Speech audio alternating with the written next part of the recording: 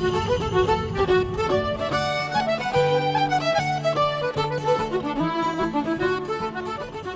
what's up that I want to speak to you about this morning is a concept that I think will help you to grow your business.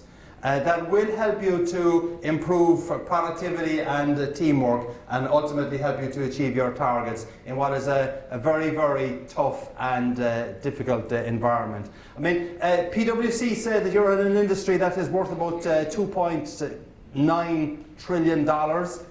And just to put that in perspective, that's about the size of the Illinois budget deficit, right?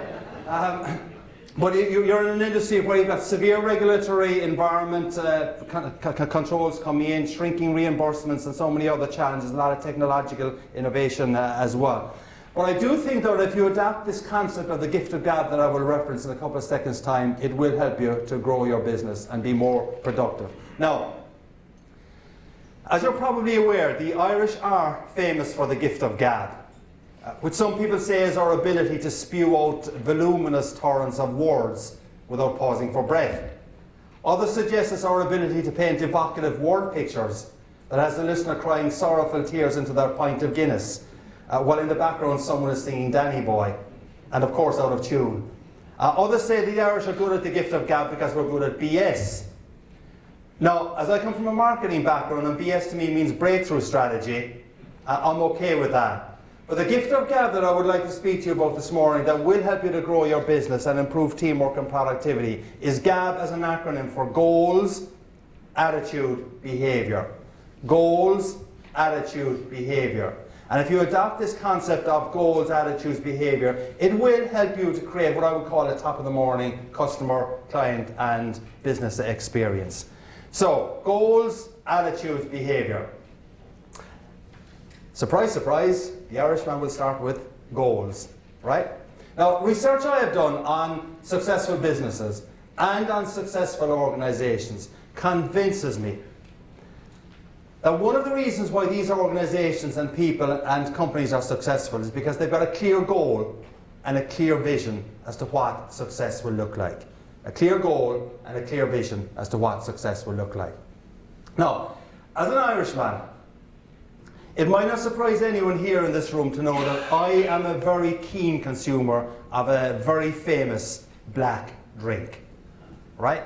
There are few things in life that give me greater pleasure than going to my local establishment, ordering my favourite beverage, waiting patiently for that drink to be poured, and then, before I take my first satisfying sip, as you've got music and as you've got chatter filling the background, and as I watch this creamy head settle over this black drink.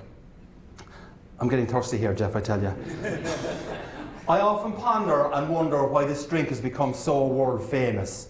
And as I'm sure each of you here will appreciate, I am of course speaking about Starbucks coffee.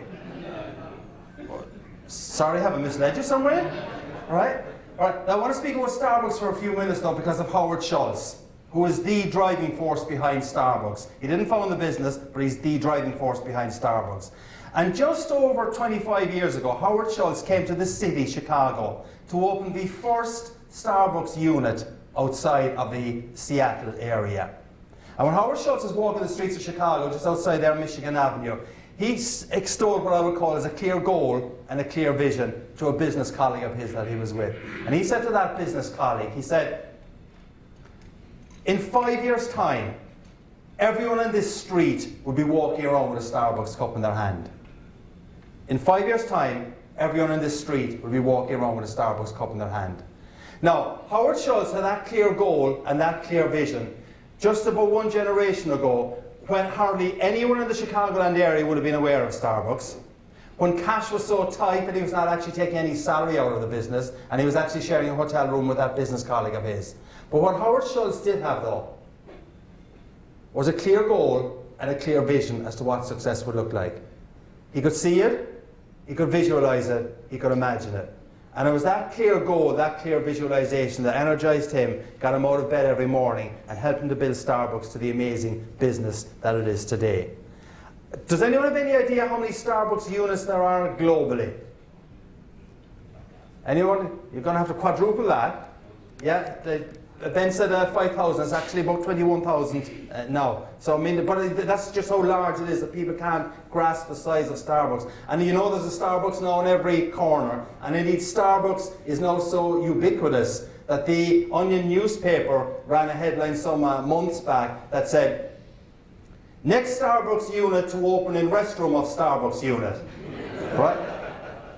Starbucks can become the butt of jokes because it's become so successful. And Starbucks became successful because Howard Schultz had a clear goal and a clear vision as to what success will look like. And the question for you, as executives in your organizations and in your companies and associations, the question for you is, do you have a clear goal and a clear vision as to what success will look like?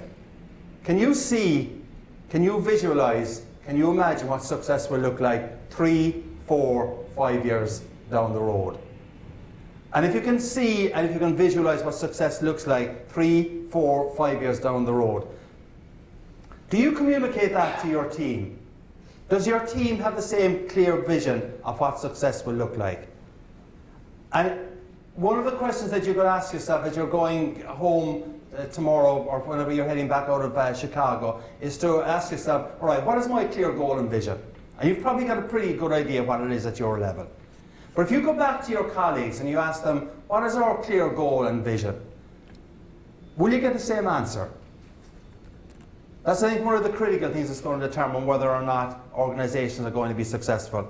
Because it often surprises me that when I'm speaking to associations and corporations, and maybe when I'm doing some prep work with the association or corporation, and I play back what their vision statement is, for instance, and I'm speaking to reasonably senior executives at this level, I often kind of get the comment, well, that's not really what our vision is, or is that our vision? And I say to them, well, that's what you've actually got on your website and on your corporate documentation. So even though there's words that are exuded out there, they're not always kind of felt inside here. And for you, if you want to be successful, I think you've got to make sure that you have a clear vision for a start, but then you communicate it. You're probably saying, I've got a clear vision. Now, the next point is ask yourself, do my people and my team have that clear vision as well? But I think a third question you could ask yourself was that if an honest broker came into our organisation and said, all right, you, Jennifer, you've got a clear vision for what you want your department or your business to achieve. But is there something you could do with your team or with your people to actually enhance the buy-in to that vision? And I think if you're going to address that question, and no matter how good you think you are at providing your vision and putting it out there, you can probably get it even further down through the organisation, get people to buy into it and be more passionate about it. So the question you've got to ask yourself is, 1, do I have a clear goal and vision? 2, do my people understand what that clear goal and vision is? And if they do, then we're on the road to success.